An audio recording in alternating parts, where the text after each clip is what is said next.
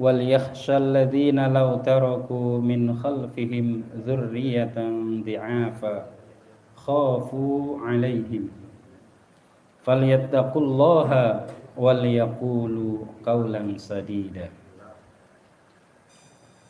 Shadaqallahul azim wa shadaqa rasulul karim wa nahnu ala dzalika minasyahidin syakirin.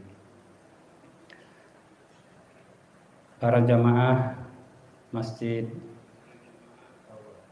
At-Taubah yang insyaallah dirahmati oleh Allah Subhanahu wa taala. Puji dan syukur mari kita senantiasa panjatkan kehadirat Allah Subhanahu wa taala yang telah melimpahkan begitu banyak nikmat kepada kita sekalian, sehingga alhamdulillah sampai hari ini kita masih diberikan kesempatan oleh Allah untuk ibadah, untuk bisa merasakan nikmatnya beribadah khususnya di bulan suci Ramadan yang mulia ini. Mudah-mudahan Ramadan yang kita ada di dalamnya, yang kita diberikan kesempatan untuk melaksanakan qiyam Ramadan, ya, baik puasanya, salat tarawehnya, tilawah Qur'annya, infak sedekahnya, dan berbagai macam jenis ibadah-ibadah yang kita lakukan, mudah-mudahan diterima oleh Allah Subhanahu wa taala. Dan berlalunya Ramadan yang kita jalani saat ini, ya, mudah-mudahan menjadi pengampun bagi dosa-dosa kita. Amin ya rabbal alamin. Salawat dan salam tentu tidak lupa kita sampaikan kehariban baginda kita habibana wa nabiyyana Muhammad sallallahu alaihi wasallam, juga kepada keluarganya, para sahabatnya, dan juga segenap umatnya, termasuk kita di dalamnya insyaallah. Hadirin jamaah sekalian yang dirahmati oleh Allah Subhanahu wa taala. Tema yang disampaikan kepada kami adalah membentuk generasi yang islami. Kewajiban kita sebagai orang tua maupun sebagai pribadi, tentunya Allah Subhanahu wa taala menghendaki kita semua agar kita menjadi seorang pribadi yang islami, pribadi muslim yang islami. Terlebih kita diberikan amanah oleh Allah, yaitu keturunan anak-anak kita, yang tentunya kita berharap bahwa anak-anak kita yang kita sekarang ini diberikan amanah agar menjadi anak-anak yang bukan hanya sekedar anak secara biologis, tetapi bagaimana menjadikan anak-anak kita menjadi anak-anak yang ideologis. Artinya bukan hanya sekedar anak kita itu adalah anak kandung kita, darah daging kita, tapi bagaimana menjadikan anak-anak kita ya satu ideologis dengan kita. Ya. Karena tidak mungkin, ya tidak mustahil maksud saya, seorang yang lahir dari keluarga muslim kemudian dia tumbuh berkembang, bahkan kemudian dia melalui jalan kesesatan. Ya, banyak ya, jangankan keturunan kita yang kalau kita tidak berupaya semaksimal mungkin, ya sekali lagi tidak mustahil akan terjadi penyimpangan. Sudah ada dalam sejarah diabadikan di dalam Al-Quran berbagai tipologi keluarga, ya ada yang keluarganya orang tuanya orang soleh tapi anaknya ingkar. Ada Nabiullah Nuh alaihi salam, ya kan? Ayahnya seorang nabi, gitu kan? Tapi anak dan istrinya ingkar kepada ajaran yang dibawa oleh beliau, gitu kan? Ada kemudian seorang keluarga yang istrinya solehah, tapi suaminya ingkar, ya Fir'aun, ya kan? Ada juga yang kenapa? Ada Nabiullah Lut alaihi salam, ya kan? Suaminya seorang nabi, seorang yang soleh, tapi istrinya ingkar, ya kan? Begitu. Tapi ada juga keluarga ya nabi yang dicontohkan di dalam Al-Qur'an, ya, ayahnya seorang nabi, istrinya adalah istri yang solehah, kemudian anaknya juga soleh, anaknya juga seorang nabi.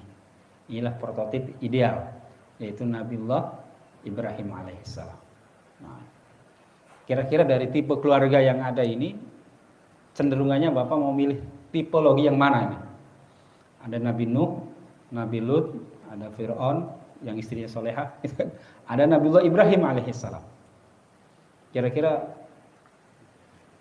keinginannya mengikuti tipologi keluarga yang mana ini? Pasti Nabi Ibrahim ya. Tapi perlu diketahui katanya, kata beliau ini. Nabi Ibrahim itu istrinya 2.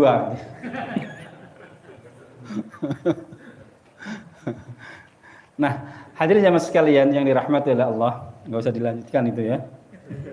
Takut ibu-ibu dengar nanti. Allah Subhanahu wa taala berpesan kepada kita semua. Di dalam surat An-Nisa ayat yang ke-9. Allah berfirman, A'udzu billahi minasyaitonir rajim. Bismillahirrahmanirrahim. Wal yakhshal ladzina law taraku min khalfihim dzurriyyatan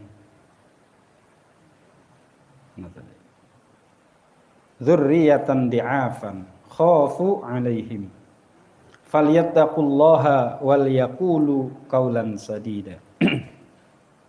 Wal yakhsha, dan hendaklah takut kamu sekalian, alladzina, yaitu orang-orang yang lau taroku, seandainya meninggalkan di belakang mereka, min khalfihim, ya, meninggalkan kamu sekalian, min khalfihim, di belakang mereka, dzurriyyatan di'afa. Dzurriyah artinya keturunan, di'afan yang lemah. Nah, jadi Allah Subhanahu wa taala mewanti-wanti kepada kita, berpesan kepada kita dengan pesan yang kuat bahwa hendaklah kita semua sebagai para orang tua punya kekhawatiran terhadap keturunan kita, seandainya sepeninggal kita nanti kita meninggalkan generasi yang lemah, dzurriyyatan di'afa. Khafu 'alaihim, khafu yang kamu sekalian takut, alaihim, atas mereka. Ya, generasi yang lemah ini tentu banyak ya, dimensinya. Yang pertama dimensi keimanan tentunya. Kalau misalnya kita meninggalkan generasi kita, keturunan kita, ya, mungkin secara duniawi sukses, tapi kemudian secara ruhiyah, secara keimanan, ya, sangat disayangkan. Misalnya dia tidak bisa baca Quran, sholatnya juga mungkin dipertanyakan, ya. Sehingga kemudian kesuksesan yang diraih oleh anak-anak kita, ya, gemerlap duniawi yang diraih olehnya, tidak kemudian menjadikan tambahan nilai buat kita sepeninggal kita nanti. Padahal anak yang soleh itu adalah merupakan investasi, ya, investasi amal jariah yang akan selalu mengalir kepada kita ketika mereka taat kepada Allah, ketika mereka membaca Al-Quran, ketika mereka mendoakan kita. Ya, makanya Rasulullah mengatakan, idza mata ibnu Adam in qata'a amaluhu illa min salasin. Jika telah wafat keturunan anak Adam, maka terputuslah amalnya. Dia tidak bisa lagi menambah amal soleh. Illa min salasin, kecuali 3 hal. Yang pertama, sedekah jariyah. Sedekah jariyah. Yang kedua, al-ilmu yuntafa'u bihi, ilmu yang bermanfaat. Yang ketiga, waladun salihun yad'ulah, anak soleh yang senantiasa mendoakan. Nah ini. Nah, kalau misalnya anak kita tidak dididik dengan baik, memiliki keimanan yang lemah, bahasa kitanya boro-boro mau doain orang tuanya, gitu kan? Doain diri sendiri aja belum tentu. Kewajiban terhadap dirinya sendiri saja belum tentu. Nah, oleh karena itu penting bagi kita untuk membentengi, membentuk anak-anak kita menjadi anak-anak generasi yang memiliki keimanan yang baik. Ya. Kemudian kelemahan dari bidang apa lagi? Dari bidang akhlak. Kemudian dari bidang ilmu pengetahuan. Dalam ilmu kemasyarakatan, sosial kemasyarakatan. Intinya dari seluruh sisi aspek kehidupan, kita diperintahkan untuk membentuk anak kita jangan sampai menjadi generasi yang lemah. Nah, oleh karena itu, agar kita memiliki anak-anak yang tangguh, anak-anak yang kuat, ya, anak-anak yang tadi bisa diharapkan menjadi jariah kita nanti sepeninggal kita, maka anak kita harus betul-betul dididik ya, menjadi generasi-generasi yang Islam. Karena sekarang ini Pak, kita perlu khawatir dengan perkembangan teknologi yang luar biasa, di mana sudah tanpa batas pergaulan. Ya. Hari ini terjadi di belahan dunia lain, kita bisa menyaksikan sekarang. Gitu. Beberapa akhir ini saya beberapa kali pulang dari kegiatan dakwah, ya itu banyak sekali terjadi tawuran, ya tawuran di malam hari. Bayangkan, saya pulang dari Rumpin ya waktu itu kurang ke arah Tajur Halang. Dalam perjalanan itu saya melewati kalau tidak salah hampir 3 tempat. Di situ terjadi perkelahian antar remaja, gitu. Dan yang hebatnya, ketika saya lewat itu, di situ lagi 2 anak yang sedang gulat ya. Itu yang lainnya menyaksikan. Yang lainnya itu menyaksikan, gitu kan.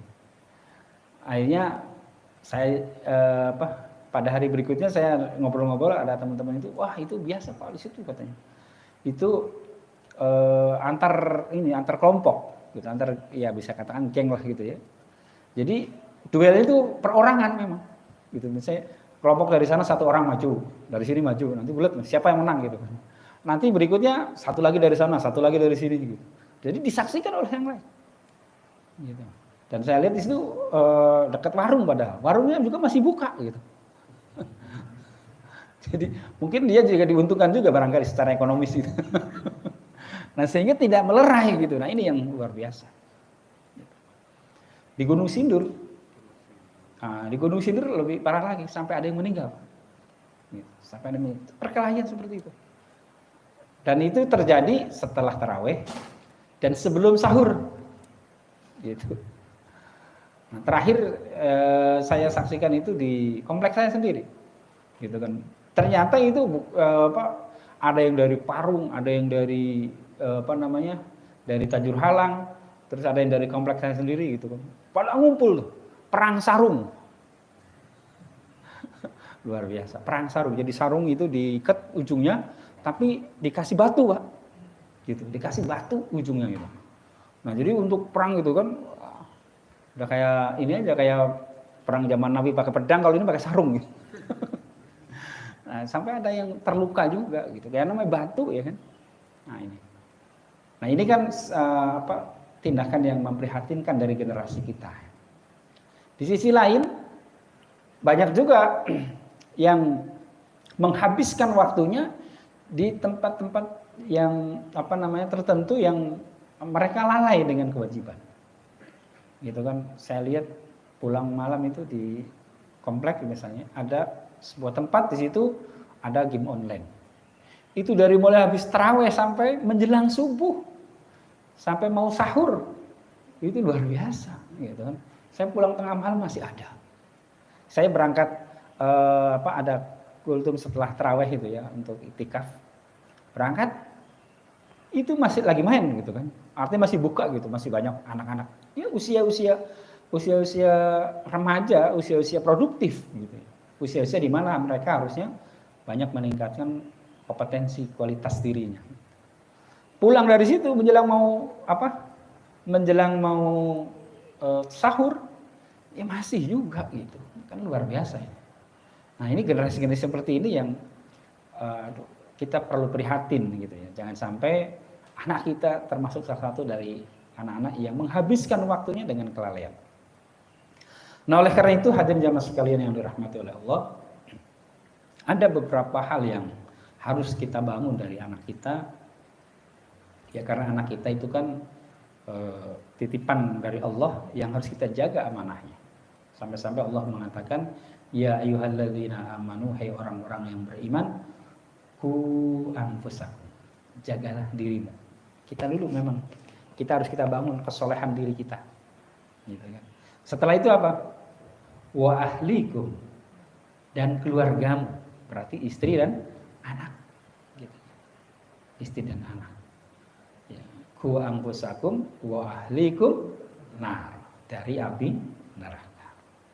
Maka tentunya sekali lagi kita tidak ingin ya kita di dunia berkumpul dengan anak dan istri kita, ya bahagia di dunia, tapi kemudian nanti di akhirat kita nggak berkumpul, kan begitu ya. Kita nggak berkumpul. Kita berharap bahwa kita berkumpul di dunia dengan keluarga kita, dengan teman-teman saudara-saudara kita yang seiman. Nanti di akhirat pun kita berkumpul dengan keluarga kita, dengan teman-teman kita, tetangga kita, ya, yang baik, yang soleh di surganya kelak. Amin ya rabbal alamin. Maka ada beberapa langkah yang harus kita lakukan agar terbentuk pribadi-pribadi yang muttaqin, pribadi-pribadi yang soleh, pribadi-pribadi yang Islam.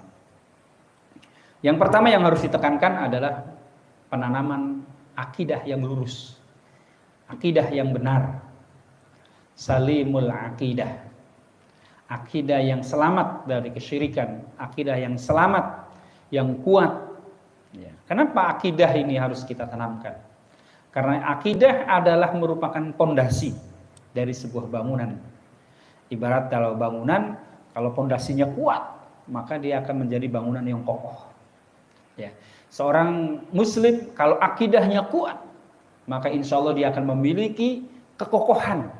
Ya, secara secara individu dia memiliki kekuatan yang dibangun di atasnya, ya, nilai-nilai keimanan, nilai-nilai keislaman, nilai-nilai kebaikan.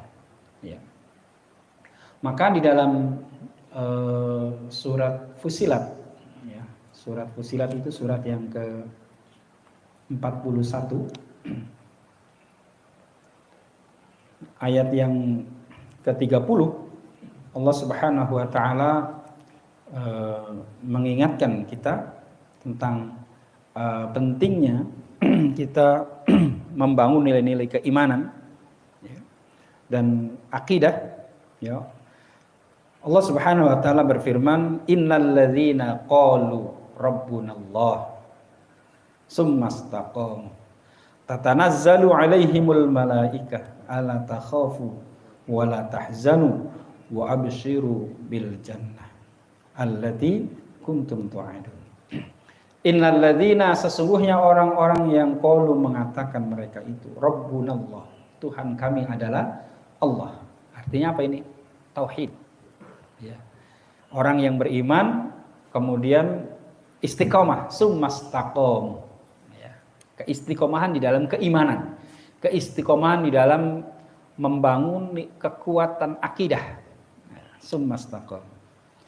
Tatanazzalu alaihimul malaikah, tatanazzalu makan diturunkan alaihim kepada mereka al malaikatu, malaikat, ala takhafu, yang nanti akan memberikan kekuatan kepada orang yang beriman, yang istiqomah dengan keimanannya tadi, membangun apa? Sikap as-saja'ah. Nah, ini sikap keberanian. Jadi nanti Allah akan meneguhkan dalam hatinya, ala takhafu, janganlah kamu sekalian takut. Kan banyak orang sekarang ini takut dalam menghadapi kehidupan, ya kan, di mana persaingan yang begitu luar biasa, gitu kan, persaingan dalam meraih jabatan, persaingan dalam bisnis, persaingan dalam berbagai hal, ya. Sehingga kalau orang yang tidak kuat imannya, terkadang akhirnya kemudian mengambil jalan pintas, tidak tahan menghadapi kesulitan hidup, gitu kan, akhirnya lari ke Gunung Lawu misalnya atau Gunung Kawi misalnya, mencari pesugihan misalnya kan begitu. Nah ini kan karena apa? Karena dia tidak kuat keimanannya, gitu kan. Ketika misalnya bagaimana untuk mempertahankan jabatan misalnya, sehingga dia mencari kepada orang pintar, paranormal, dukun dan sebagainya. Dan itu terjadi di zaman modern ini, gitu. Di kalangan para pejabat juga ada begitu. Ya. Saya dulu tinggal di komplek tentara, gitu ya, di komplek tentara itu kalau misalnya pimpinannya ganti, dia selalu konsultasi dengan dengan guru spiritual ya, gitu. Bagaimana supaya bosnya itu, pimpinannya itu senang sama dia, supaya tidak digeser dari kedudukannya. Nah ini yang akan menimbulkan mencederai akidah kita. Tapi bagi orang yang beriman, gitu kan, dia tidak akan melakukan seperti itu. Tidak akan melakukan tindakan-tindakan yang akan dapat mengeluarkan dari keislamannya. Ya, tidak akan melakukan perbuatan syirik. Gitu. Karena dia apa? Dia yakin dengan pertolongan Allah. Nah, sikap as-saja'ah, berani dalam menghadapi tantangan kehidupan, hanya bisa dimiliki ketika amanu summastaqom. Dia memiliki keimanan yang kuat, kemudian istiqomah dengan keimanannya. Maka kemudian kita sering mendengar bahwa banyak sekali orang yang kemudian tergelincir dalam kesyirikan karena dia tidak tahan menghadapi kesulitan-kesulitan kehidupan, ya kan? Nah, bukan hanya as-saja'ah, orang yang memiliki akidah yang kuat, ya, keimanan yang kuat, yang istiqomah dengan keimanannya itu, bukan hanya keberanian yang dia akan miliki, akan diberikan oleh Allah. Yang kedua adalah wala tahzanu. Dan jangan bersedih. Jangan bersikap pesimis, gitu kan. Orang mukmin yang kuat akidahnya, dia akan mau diberikan oleh Allah kekuatan, keberanian dan juga kekuatan optimisme. Ya, enggak ada pesimis gitu. Walaupun minyak goreng harganya tinggi misalnya, ya biasa-biasa saja gitu. Allah itu maha kaya, gitu kan. Allah maha kaya, gitu kan. Kalau sekarang gagal, dia yakin bahwa ke depan akan meraih kesuksesan, gitu kan. Tidak akan selamanya, gitu kan. Kesulitan itu akan kita hadapi. Inna ma'al musri yusra. Ya, selalu akan ada, bersama kesulitannya ada kemudahan. Ya, kalau bahasa ininya badai pasti akan berlalu, kira-kira begitu. Nah, sikap optimisme seperti ini hanya akan dimiliki oleh orang yang memiliki akidah yang kuat, keyakinan kepada Allah yang kuat, gitu kan. Tapi kalau orang yang tidak memiliki akidah yang kuat, ketika dihadapkan dengan ujian kehidupan, banyak yang kemudian dia tidak tahan menghadapinya, gitu kan. Tidak tahan menghadapi ujian itu, sehingga kemudian tergelincir pada perbuatan yang tidak baik. Nah, gitu. Anak yang dididik dengan keimanan yang kuat, akidah yang kuat, dia akan memiliki sifat prinsip dalam menjalani kehidupan, keberanian dalam menegakkan nilai-nilai kebaikan dalam kehidupannya. Dia berani walaupun istilahnya tidak harus dengan korupsi, tidak harus dengan menyalahgunakan wewenang jabatan, gitu kan. Dia akan melakukan hal-hal yang sesuai dengan aturan, baik aturan negara maupun aturan agama. Jadi keberanian, as-saja'ah, kemudian optimisme, wala tahzan. Kemudian ketiga, wa absyiru bil jannah. Nah, ini yang kuat. Jadi orang yang memiliki akidah yang kuat itu dia yakin bahwa dimensi kehidupan kita bukan hanya di dunia, gitu kan. Tapi sesungguhnya kesuksesan itu adalah ketika kita nanti di akhirat masuk surga. Nah, jadi kesuksesan dunia itu hanya kesuksesan sementara. Hanya tangga untuk meraih kesuksesan yang lebih besar, yaitu surga. Makanya kalau orang yang akidahnya kuat, gitu kan, dia akan memegang prinsip betul, ya, dia tidak mau melakukan hal-hal yang melanggar syariat agama. Karena apa? Karena dia yakin bahwa surga itu adalah cita-cita tertingginya. Nah, makanya di sini dijelaskan wa absiru bil jannah allati kuntum tu'adun, yaitu sesuatu yang memang dijanjikan oleh Allah untuk orang-orang yang memiliki keimanan dan istiqomah dengan keimanannya. Ya, gitu. Jadi karena istiqomah dalam keimanan ini penting. Ya, karena kata Rasulullah dijelaskan innamal a'malu bil khawatimi. Gitu kan? Bahwa sesungguhnya amal seseorang itu ditentukan di akhirnya. Ditentukan di akhirnya. Kalau misalnya dia di akhirnya itu dia melakukan kebaikan, wafatnya membaca la ilaha illallah, maka al-jannah, balasannya kan begitu. Nah, inilah yang harus ditanamkan dalam anak-anak kita, memiliki akidah yang kuat, prinsip yang kuat di dalam menjalani kehidupan. Dia yakin dengan Allah, yakin dengan pertolongan Allah, gitu kan. Nah, ini ya yang pertama yang harus ditanamkan adalah salimul akidah. Yang kedua, yang harus ditanamkan kepada anak-anak kita agar menjadi generasi Islami, generasi yang kuat adalah membangun nilai-nilai ibadah yang benar. Sahihul ibadah. Ya, kenapa? Karena ibadah itu salah satu cara, ya, selain dengan kekuatan iman, adalah dengan kekuatan ibadah yang akan membangun nilai-nilai ruhiyah, nilai-nilai kekuatan spiritual, ya kan? Dengan apa? Dengan ibadah, gitu. Dan ibadahnya yang benar, ya. Karena banyak sekali generasi kita sekarang ini ibadahnya masih belum benar, gitu kan? Misalnya cara wudhu, bagaimana cara wudhu yang benar, ya. Kemudian sholat, bagaimana sholat yang benar sesuai dengan tuntunan syariat. Kadang-kadang saya lihat sedih gitu, kalau misalnya ada anak muda sholat gitu kan, nggak ada tumakninahnya misalnya gitu. Atau kemudian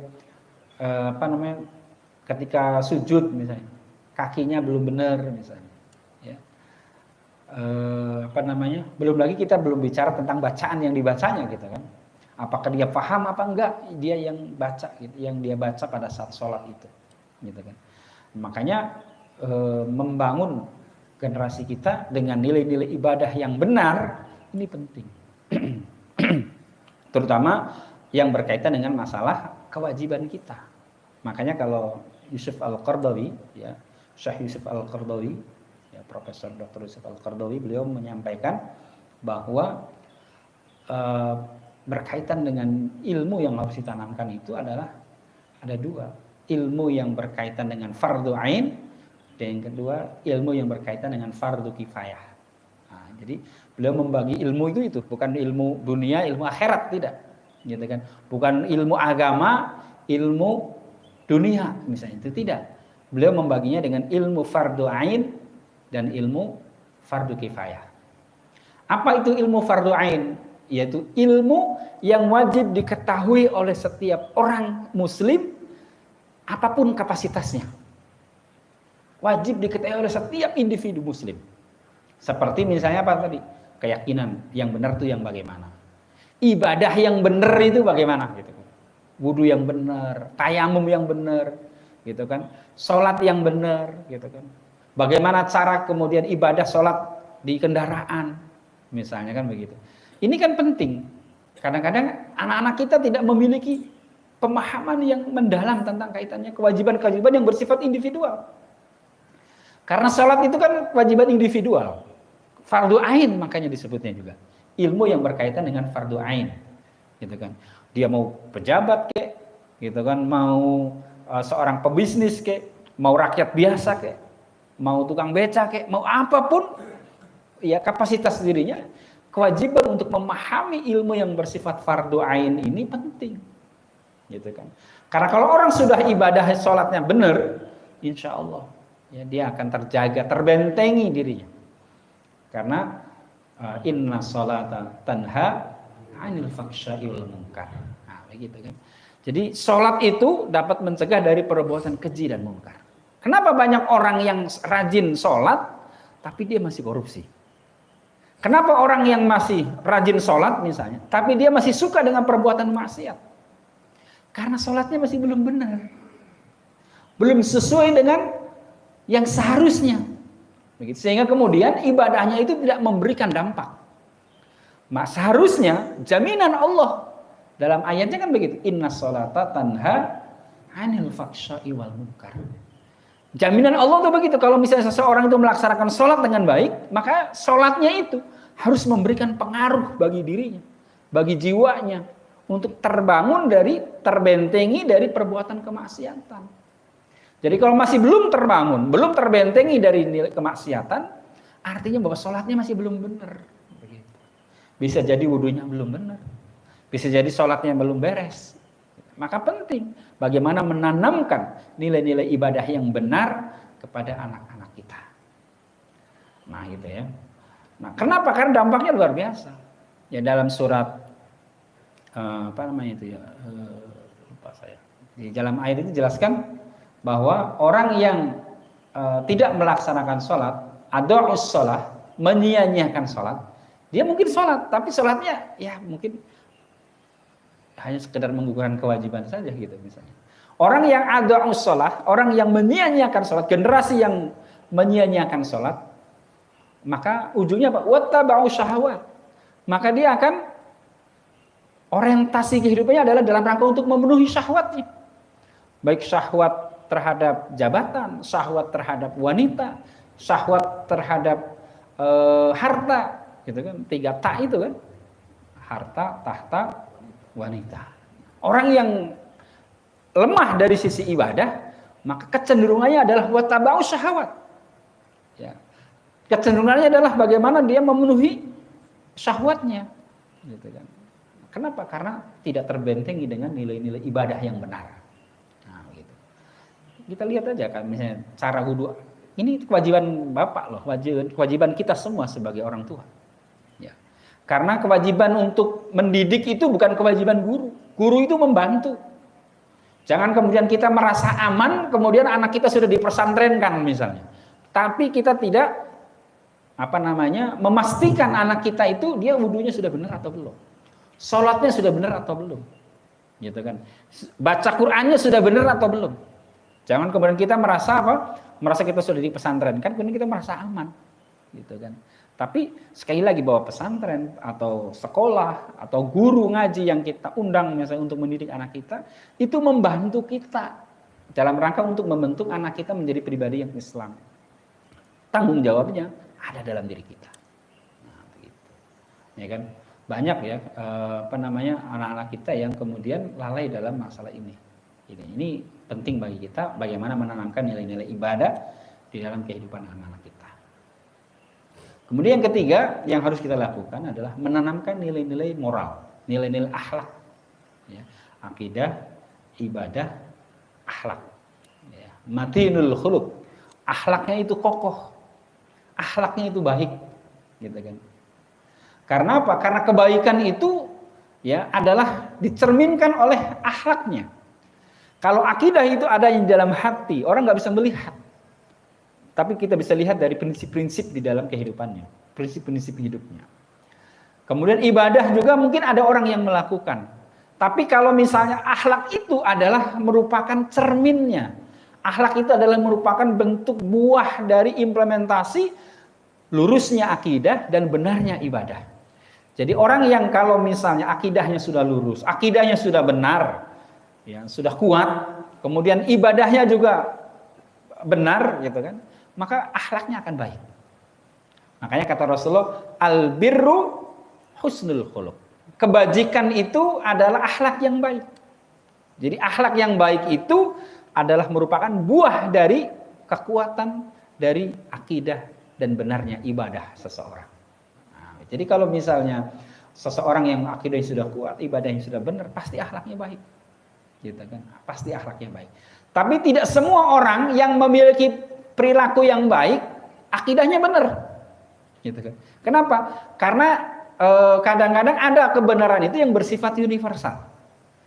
Kebenaran yang bersifat universal, ada kebenaran yang bersifat hakiki, ya, kebenaran yang berdasarkan sumber ajaran agama. Misalnya begini contohnya, kan ada di lingkungan kita yang mohon maaf misalnya non muslim misalnya kan gitu ya. Orang yang non muslim itu ada yang secara kemanusiaannya baik, gitu kan. Kenapa? Karena itu adalah kebenaran yang bersifat universal. Misalnya tolong menolong, orangnya baik suka menolong misalnya. Yang namanya tolong menolong itu adalah kebenaran yang bersifat universal, gitu kan. Setiap manusia itu ada kecenderungan senang dengan hal itu, gitu kan. Tapi akidahnya nggak benar misalnya, karena apa? Karena dia meyakini ya dalam agamanya misalnya Tuhan lebih dari satu misalnya, Trinitas misalnya. Nah itu ya, jadi tidak semua orang yang secara kasat mata perilakunya baik, kemudian akidahnya benar, gitu ya. Nah, tapi yang harus kita tanamkan dalam diri anak kita adalah akidah yang kuat, yang benar, ibadahnya benar, dan perilaku akhlaknya pun baik. Akhlaknya pun kokoh. Nah, gitu kan. Nah, sopan santun kepada orang tua, kepada guru, kepada sesama teman, gitu, rasa empati, gitu kan. Nah, ini akhlak itu harus dididik. Dan itu biasanya apa? Biasanya dia belajar dari lingkungannya. Ya, kalau misalnya lingkungan itu apa? Lingkungan yang terdekat adalah keluarga kita. Nah, bagaimana kalau misalnya kemudian anak kita memiliki akhlak yang baik, misalnya, kalau tidak diberikan contoh di dalam keluarganya. Ya. Misalnya, bagaimana kita mendidik anak-anak kita untuk bersikap jujur, misalnya, kan begitu. Ada sebuah anekdot ya, ketika ibunya ngasih pesan kepada anaknya. Nah, nanti kalau ada ibu datang, ibu si itu, ibu Anu lah bisa disebut namanya, ibu Fulanah misalnya. Kalau ada ibu Fulanah datang, bilang ya mama lagi nggak ada gitu. Nah, padahal dianya ada kan gitu. Karena mungkin dia mau nagih arisan atau mau nagih hutang dan sebagainya gitu kan. Nah, pas betul giliran ibu itu datang, Assalamualaikum, Waalaikumsalam. Nah, mama mana?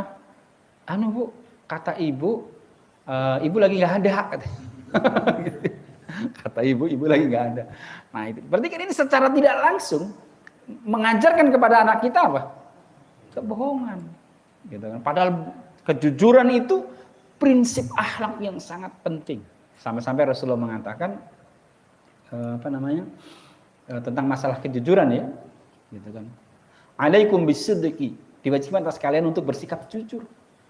Fa inna sidqa yahdi ilal bir. Karena kejujuran itu akan membawa kepada kebaikan. Wa innal birra yahdi ilal jannah. Dan kebaikan, akumulasi dari kebaikan-kebaikan yang kita lakukan, yang lahir dari sikap kejujuran itu, akan mengantarkannya kepada surga. Nah, ini kejujuran penting. Begitu kan? Jujur dalam imannya, jujur dalam ibadah, jujur dalam perilaku, jujur di dalam muamalah.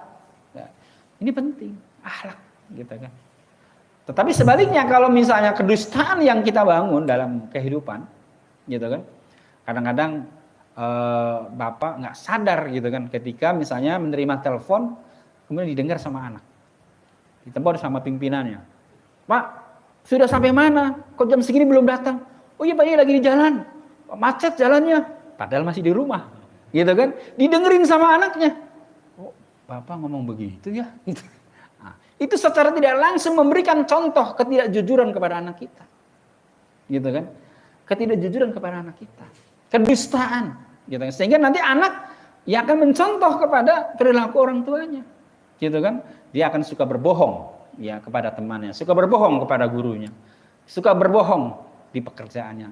Kenapa? Karena yang dicontohkan ketidakjujuran. Kata Rasulullah, iyyakumul kadziba. Jauh oleh kalian sikap kedustaan. Fa innal kadziba yahdi ilal fujur. Karena kedustaan itu akan mengantarkan kepada keburukan. Wa innal fujuro yahdi ilan nar. Dan akumulasi dari ketidakjujuran, perbuatan yang tidak baik, fujur, itu akan mengantarkan ke neraka jahanam. Na'udzubillah min. Oleh karena itu ini penting bagaimana menanamkan nilai-nilai akhlak, nilai-nilai perilaku yang baik kepada anak-anak kita. Gitu kan. Karena sekali lagi anak itu akan tumbuh berkembang sesuai dengan apa yang dia temui di dalam lingkungannya yang terdekat khususnya, yaitu kita sebagai orang tua. Nah, ini penting menanamkan akidah, menanamkan akhlak yang baik, yaitu salimul akidah. Bagaimana menanamkan akidah yang benar, yang lurus, sahihul ibadah, menanamkan nilai-nilai ibadah yang benar yang akan membentengi dari kemaksiatannya. Yang ketiga, membangun nilai-nilai akhlak, nilai-nilai perilaku yang baik di dalam kehidupan rumah tangga kita. Kemudian selanjutnya yang harus kita tanamkan kepada anak kita adalah keilmuan, ya, ilmu pengetahuan. Karena keimanan saja nggak cukup, gitu kan? Keimanan saja nggak cukup. Bekal anak kita untuk meraih kesuksesan sehingga dia memiliki wawasan yang luas, ya, memiliki keilmuan yang baik, ini menjadi dasar untuk dia meraih kesuksesannya. Maka ayat yang sering kita dengar dalam surat Al-Mujadilah misalnya, ayat 11, Allah Subhanahu wa taala berfirman di pertengahan ayatnya itu, yarfa'illahu alladhina amanu minkum walladzina utul ilma darajat. Yarfa'illahu, Allah akan mengangkat ya, amanu, orang-orang yang beriman, ya, di antara minkum, di antara kalian, walladzina utul ilma, dan orang-orang yang memiliki ilmu pengetahuan, darajat, beberapa derajat. Artinya bahwa Allah akan mengangkat derajat kemuliaan, kesuksesan hidup seseorang itu ketika dua hal yang dia miliki. Yang pertama kekuatan iman, yang kedua keimanan yang baik, yang kedua adalah ilmu pengetahuan, utul ilma, pengetahuan. Maka kata Rasulullah, ajari anak sesuai dengan kondisi zamannya. Nah, ini penting. Ya, memberikan pengajaran, memberikan pendidikan kepada anak ya sesuai dengan kondisi zamannya. Kita sekarang ini kondisi zaman teknologi dan kita tidak bisa membendung itu. Ya, tidak bisa membendung teknologi itu. Nah, kalau anak kita tidak dididik dengan pembekalan terhadap kemampuan dari sisi teknologi, anak kita akan ketinggalan. Ya. Jadi teknologi itu alat. Nah, tergantung bagaimana orang yang menggunakannya, kan begitu. Kalau teknologi ini digunakan untuk ketidakbaikan, menghancurkan kehidupan, ya bisa, gitu kan. Tapi sebaliknya teknologi juga akan bisa memberikan kemaslahatan bagi kehidupan. Nah, oleh karena itu bagaimana menanamkan anak kita, maka kalau ketika dia sudah memiliki kekuatan akidah yang benar, ibadah yang benar, gitu, kemudian akhlak yang baik, gitu kan, kemudian dibekali dengan ilmu pengetahuan yang mumpuni, nah maka insya Allah anak kita akan menjadi anak yang menjadi harapan umat, ya, menjadi generasi yang bisa kita harapkan untuk melanjutkan estafeta kepemimpinan, estafeta kita sebagai orang tua, gitu kan. Nah, ilmu pengetahuan ini penting, ya. Selain tentunya anak kita itu harus dididik dengan ilmu yang spesialisasi, ya, apa namanya, misalnya ya kalau bahasa Qaldo itu ilmu fardu kifayah, gitu kan. Tadi ada ilmu fardu ain, ada ilmu fardu kifayah. Apa itu fardu kifayah? Artinya ilmu yang dikuasai secara spesialis. Artinya kalau sudah ada satu orang yang sudah memiliki, gugur kewajiban yang lain. Itu kan kifayah namanya. Misalnya ada orang yang memang dia punya keahlian, kemampuannya dalam bidang ilmu agama, misalnya ilmu syariah. Nah, jadikan dia sebagai seorang ahli tafsir. Nah, misalnya. Nah, kalau dia sudah ada ahli tafsir, maka kewajiban yang lain gugur tuh. Nah, gitu. Jadi ilmu tafsir, ilmu yang kaitan dengan Quran misalnya, itu adalah ilmu fardu kifayah. Gitu. Tapi kita memahami Al-Quran itu fardu ain. Kita memahami, bisa membaca Al-Quran itu fardu ain. Siapapun orangnya, setiap muslim punya kewajiban untuk bisa membaca Quran dengan baik dan benar, memahami Al-Quran. Tapi kalau mendalami secara mendetil tentang tafsirnya, tentang ulumul hadis misalnya, itu sifatnya fardu kifayah. Sebagaimana juga ilmu kedokteran, sebagaimana ilmu tentang dirgantara, tentang pesawat misalnya, kan gitu, tentang teknologi, tentang macam-macam yang tentang teknik sipil misalnya dan sebagainya. Silakan. Nah, itu disebut dengan fardu kifayah. Nah, sehingga dikotomi ilmu itu jangan dibedakan dengan ilmu agama, ilmu dunia, ilmu akhirat, ilmu dunia gitu ya, jangan. Tapi kita bedakan dengan ilmu fardu ain dan fardu kifayah. Nah, saya termasuk korban pemahaman yang salah, gitu kan. Dulu waktu saya di pesantren itu udah nggak usah belajar bahasa Inggris itu belajarnya orang bahasanya orang munafik, gitu. Bahasanya orang kafir, gitu kan.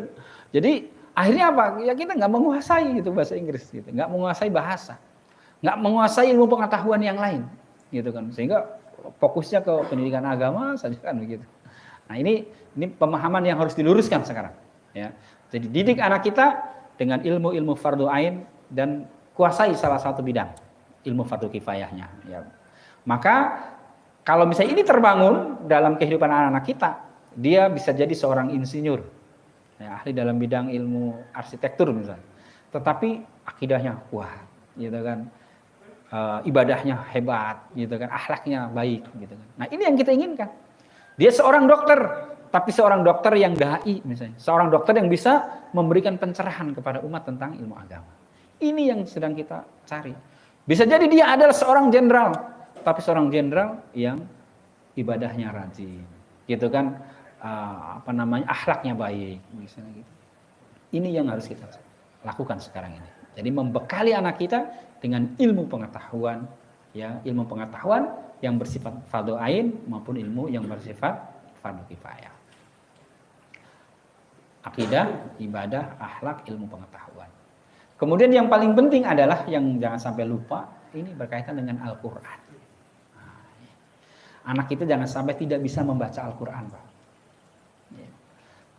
Ada survei kecil-kecilan di sebuah SMA, ya, SMA negeri lah, ya, SMA negeri. Dari anak-anak yang ada itu dilakukan survei kecil-kecilan tentang berapa persen anak yang bisa membaca Quran, gitu kan? Ini anak-anak SMA kita nih. Di suatu lembaga pendidikan SMA negeri, tidak lebih dari 30% anak-anak kita bisa membaca Quran. Bayangkan, anak SMA negeri kan biasanya kan banyak jumlahnya ya. Satu angkatan itu rombongan belajarnya bisa 7, ya, bisa 8 kelas. Kalau satu kelas 40 misalnya, atau sedikitnya 30 misalnya. 30 kali 8, 240. 240 kali 3 tingkat. Kelas 11, 12, 13. 240 kali 3. Hampir 700-an lah kurang lebih ya. Katakanlah 600. Dari 600 itu tidak lebih dari 30% yang bisa membaca Al-Qur'an. Dan mereka adalah anak-anak muslim. Ini kita bisa bayangkan bagaimana pemahaman mereka terhadap ajaran agamanya. Kemudian dari 30% itu yang sudah bisa membaca Quran, dilanjutkan pertanyaannya. Berapa persen yang membiasakan diri membaca Al-Quran setiap harinya? Itu lebih sedikit lagi, Pak. Nggak lebih dari 10%. Banyak orang yang sudah merasa cukup sekarang ini, ketika anak kita sudah ngajikan di TPA gitu kan, atau di guru ngaji dipanggil, ketika sudah selesai khatam membaca belajar Qur'annya, terus dianggapnya sudah selesai gitu. Akhirnya apa? Quran nggak dibaca-baca lagi, karena udah khatam, perasaannya udah khatam gitu. Nah, padahal ketika sudah bisa membaca, harusnya kita tingkatkan dengan bagaimana membanyak membaca Al-Quran setiap harinya. Karena Quran ini kan sumber ajaran agama kita, gitu kan, sumber petunjuk yang akan membawa kita kepada kebenaran. Nah, dari yang sudah biasa membaca Quran kurang dari 10%, berapa persen yang berupaya untuk menghafal Al-Quran? Wah, ini lebih sedikit lagi. Kurang dari 3%, Pak. Anak-anak kita yang berusaha untuk menghafal Al-Quran. Apalagi kalau misalnya dilanjutkan lagi itu pertanyaannya, misalnya kalau dilanjutkan lagi pertanyaan, berapa persen dari yang sudah berusaha untuk membaca Al-Quran, menghafal Al-Quran itu, yang kemudian mempelajari, memahami kandungan maknanya, ilmu tafsirnya? Wah, itu kayaknya 0, sekian persen. Nah, ini kan ya yang membaca saja kita prihatin. Kita prihatin. Maka wajar kalau kemudian umat Islam ini berada dalam kemunduran. Dalam kemunduran. Ada sebuah kitab dikarang oleh seorang ulama Timur Tengah ya. Kalau tidak salah namanya Arsalan Dahlan. Beliau mengarang sebuah kitab Limadza ta'akhkharal muslimin wa limadza taqaddama ghairuhum. Kenapa umat Islam itu mundur? Terbelakang. Gitu kan? Sementara umat-umat yang lain itu maju. Hasil dari penelitian ini, kemudian dia disertasi beliau. Kemudian hasil dari penelitian itu beliau sampaikan bahwa faktor utama yang menyebabkan umat Islam mundur, ya, terbelakang dari negara-negara lain, gitu kan? Ada disebut apa? Karena ba'idun minal Qur'an was sunnah. Karena jauhnya umat ini dari Al-Qur'an dan sunnah. Nah, itu. Makanya kemudian Rasulullah SAW sampai suatu ketika mengadu kepada Allah, dan pengaduannya itu diabadikan dalam Al-Quran, ya, dalam surat Furqan kalau tidak salah. Ya, surat Furqan ayat kalau nggak salah ayat 30 ya. Surat Furqan itu surat ke-25 ayat ke-30. Allah Subhanahu wa taala berfirman, "Wa qala ar-rasulu ya rabbi inna qaumi ittakhadhu hadzal qur'ana mahjura." Nah, ini. Wa qala ar-rasulu, dan berkata Rasul, yaitu baginda Nabi Muhammad SAW, ya rabbi, wahai Tuhanku, mengadu Rasulullah, inna qaumi, sesungguhnya kaumku, ittakhadhu hadzal qur'an, ya, telah mereka menjadikan Al-Qur'an ini mahjuro, sesuatu yang diacuhkan. Nah, ini. Jadi banyak umat ini yang sudah meninggalkan Al-Qur'an, mengacuhkan Al-Qur'an. Makanya saya tadi katakan, dari sekian banyak siswa hanya kurang dari 30% yang bisa membaca Al-Qur'an. Maka bisa dibayangkan 70%-nya itu dia tidak mengenal Al-Qur'an. Mungkin dia sholat, tapi sholat yang dia baca, dia nggak paham apa itu yang dibacanya. Benar atau salahnya juga nggak tahu. Kan memprihatinkan. Gitu kan.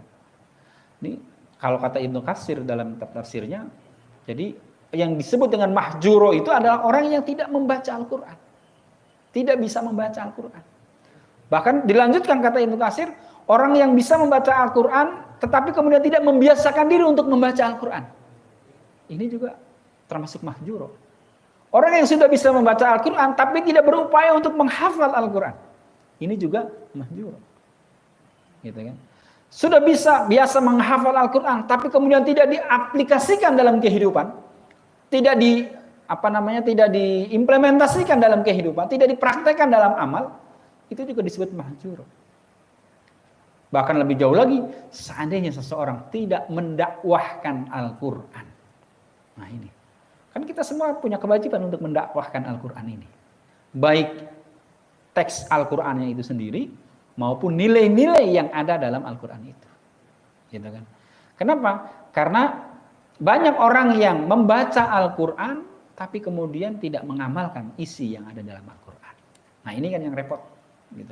Makanya wajar kalau kemudian kata Arsalan Dahlan dalam kitab itu, kemunduran umat Islam ini karena mereka jauh dari Al-Qur'an. Para sahabat dan juga para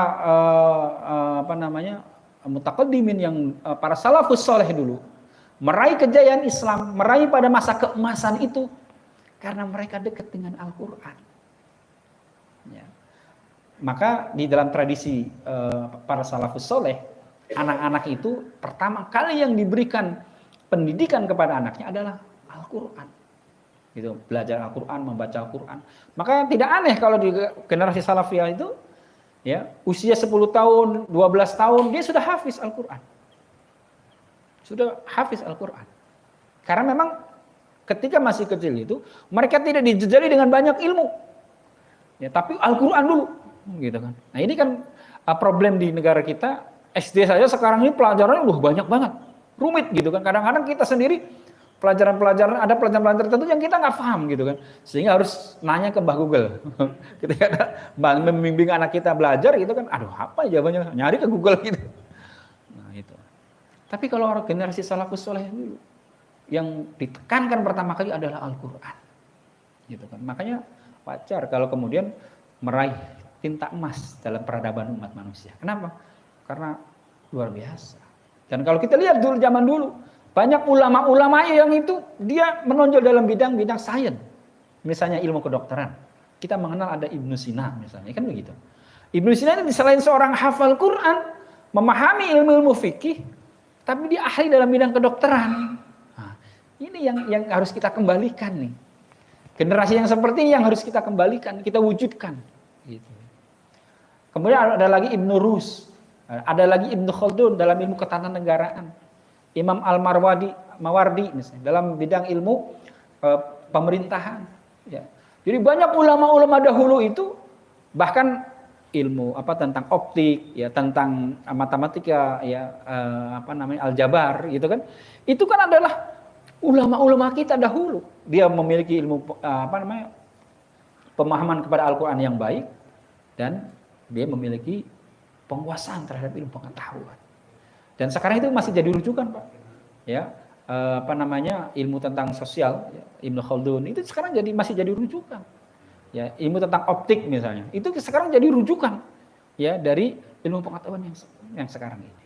Termasuk juga ilmu bidang kedokteran, ya Ibnu Sina, ya. Kan luar biasa ini. Nah, maka mari kita kembalikan ya anak kita nih, kita didik dengan Quran dulu yang paling kuat.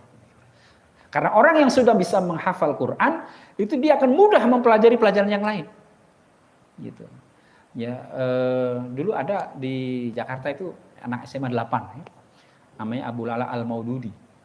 Dia menghafal Quran dari SMP, pas masuk SMA sudah hafal.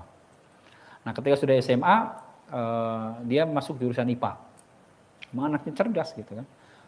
Lulus dari SMA 8 masuk ke kedokteran UI. Sekarang udah doktor gitu.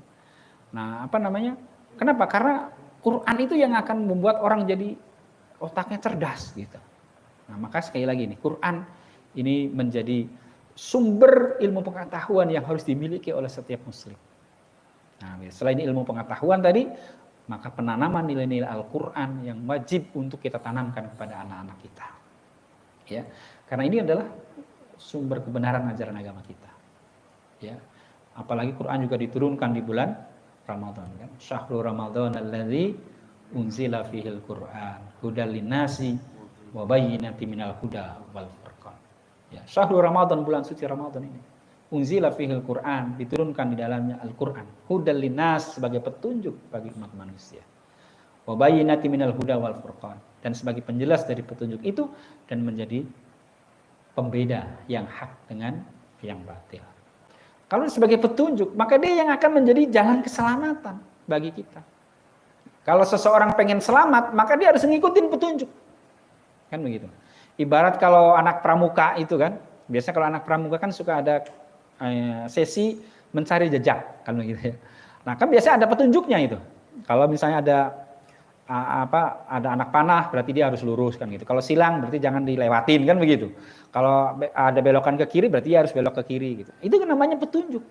Nah, kalau seseorang seorang anak pramuka misalnya, dia tidak mau mengikuti petunjuk, harusnya belok kiri, saya mau ke kanan saja karena lihat di sana ada taman yang indah misalnya. Dia lihat ke sana ke kanan.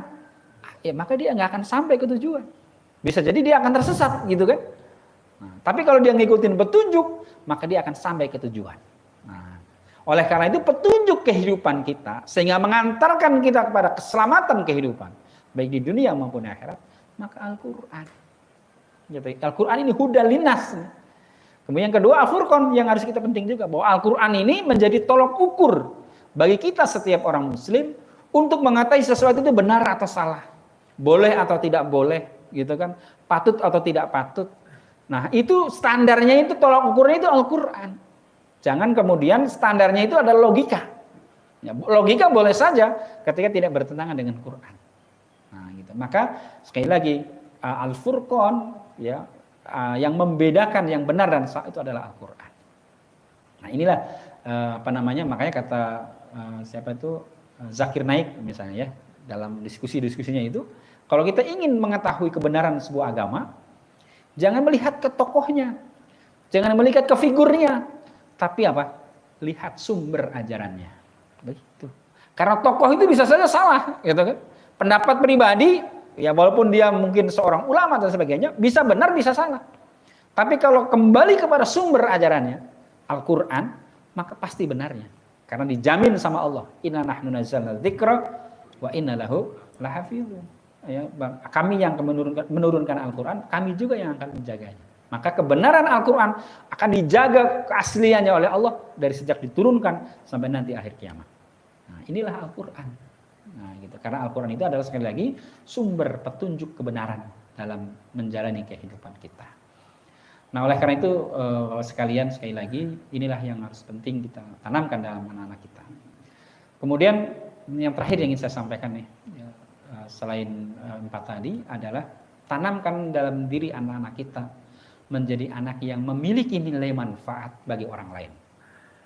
Nafi'un li ghairi. Gitu. Memberikan manfaat bagi orang lain. Karena nggak ada artinya orang pandai, cerdik segala macam, tapi kalau dalam kehidupan masyarakat dia tidak mau bergaul. Dia tidak mau berinteraksi sosial dengan masyarakat, tidak memberikan manfaat bagi orang lain.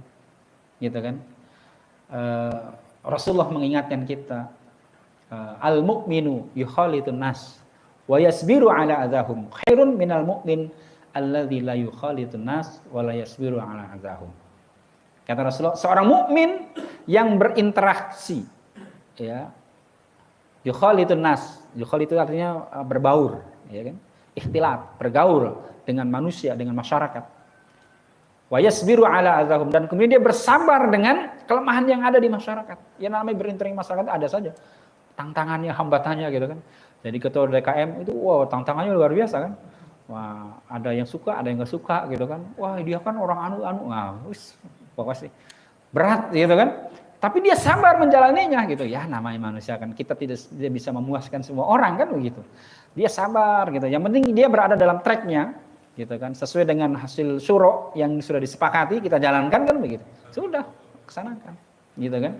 Jangan sampai nanti jangan ikutin dia mah orang kalau sholat nggak mau kunut. Yang ini kunut gitu kan.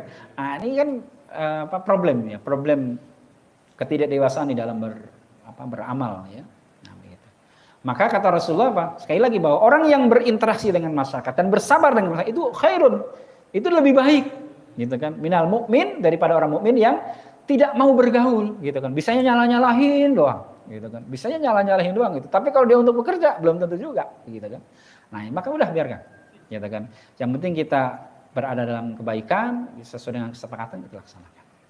Dan bukankah Rasulullah juga mengingatkan kepada kita bahwa khairun nas anfa'uhum linnas. Sebaik-baik manusia adalah mereka yang memiliki banyak kemanfaatan bagi orang lain. Jadi kita baru bernilai dalam pandangan Allah ketika kita memiliki nilai manfaat bagi orang lain. Gitu kan? Ilmunya banyak, tapi kalau tidak bermanfaat percuma juga. Gitu kan? Ilmunya sedikit tapi kemudian bermanfaat, berkiprah di masyarakat, gitu kan? Mau bergaul, mau memakmurkan masjid dan seterusnya. Maka itu yang lebih afdol. Jadi sekali lagi, tanamkan pada anak-anak kita, setelah dibekali dengan keimanan yang kuat, gitu kan, kemudian ibadah yang benar, akhlak yang baik, ilmu pengetahuan yang mumpuni, didasari dengan kekuatan pemahaman terhadap nilai-nilai Al-Quran. Yang paling penting juga adalah bagaimana membekali anak-anak kita agar dia memiliki nilai manfaat bagi orang lain. Nah, ini sudah top dah ini, ya kan? Jadi bermanfaat bagi orang lain. Karena ukuran kebaikan seseorang adalah sejauh mana dia memberikan manfaat bagi orang lain. Saya kira demikian yang dapat saya sampaikan. Kurang lebih mohon maaf. Aku qouli hadza fastaghfirullakum wallahu muwaffiq ila aqwamit thoriq. Billahi taufiq wal hidayah. Assalamualaikum warahmatullahi wabarakatuh.